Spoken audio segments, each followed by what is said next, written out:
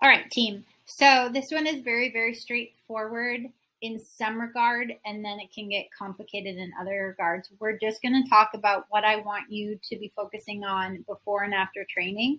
And then we have to figure out what your body needs based off of how busy you are, the sleep you get, stress, all of those fun things. Okay. So nutrient timing is important to some regard.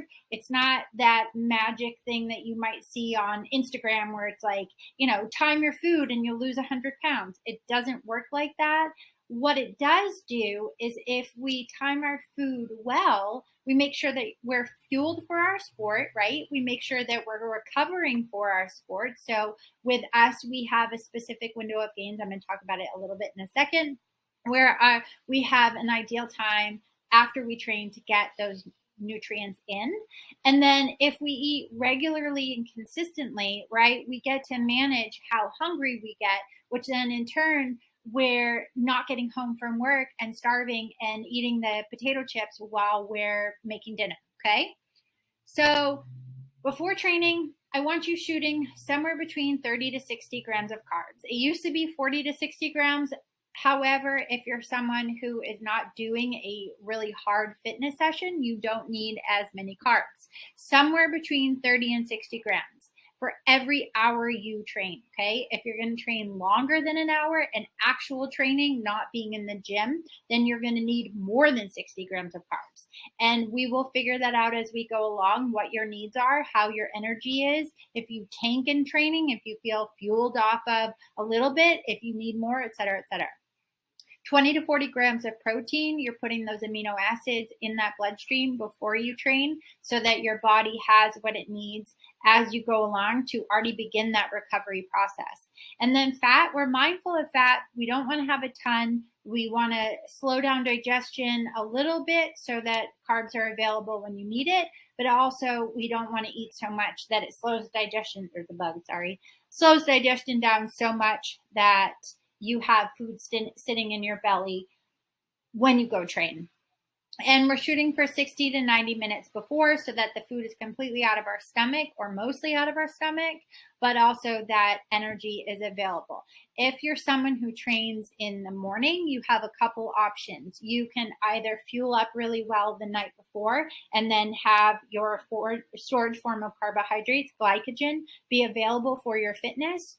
You can eat something light, like maybe a banana and a scoop of protein, or you could shoot for liquid carbohydrates and amino acids, which are super, super easy to digest, and see how you feel with that. But we can play around with that. And then after training, again, we have a window of gains. Very, very important that we get that food in, whole foods, as quickly as possible after training. If you're someone that can't get a whole meal in within 30 to 60 minutes, then I want you having a scoop of protein and a banana or a protein bar, something like that, immediately so that you're giving your body exactly what it needs. We're prioritizing the insulin levels that are up from training, and the insulin is going to help shuttle that fuel right into the cell, and then you're going to recover and feel amazing tomorrow. So eating after training 0 to 60 minutes is very, very important. We don't skip that. If you used to skip that, you don't anymore, and we figure out how to make it happen. And then after that, you've prioritized your nutrition for training. You took what Precision Nutrition gave you for how much you should be eating a day, right? It said you should be getting 6 palms of protein, 6 thumbs of fat, and 7 scoops of carbs. And you took that and you took how much protein, carbs, and fat for before and after training. And now you have, 5 protein left and 6 carbs left. And you break that up based off of your life.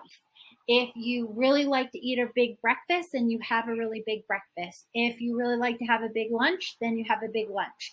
If you end up eating the majority of your calories later in the day, then you make it happen, right? That's where the planning and the prepping comes in. You sit down and figure out what you need to be eating and when, based off of how busy you are, based off of your hunger, based off of your anticipated hunger later. So if you're someone, going back to the chips, if you're someone who noticed that you always bonk at 3 p.m. and then you're starving at 5 p.m., have a snack at 3 p.m.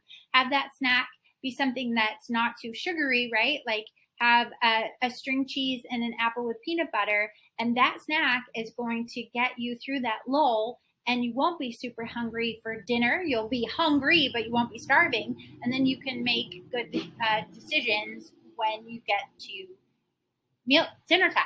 All right, so this is nutrition timing. Again, it goes along with meal prepping and planning. We sit down, we plan out this whole system based off of what you were given with your macronutrients, and then we implement this system over time. And this leads to permanent weight loss because we build you habits of consistency that you like, that feel good with your life.